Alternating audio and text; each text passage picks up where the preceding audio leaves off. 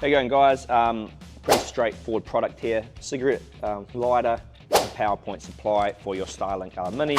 So that's just going to plug into your power supply here, and then you can plug that into whatever power source you have that has a cigarette lighter. Just remember, you're probably going to need over a 90-watt cigarette lighter plug. If you don't, you might find the Starlink jumps in and out.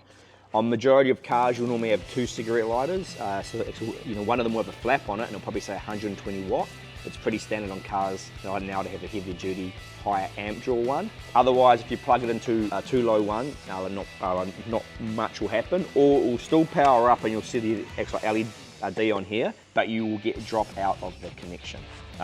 So handy cable to have, sort of 5 meters in length, allow you to power your Starlink Mini from a cigarette lighter.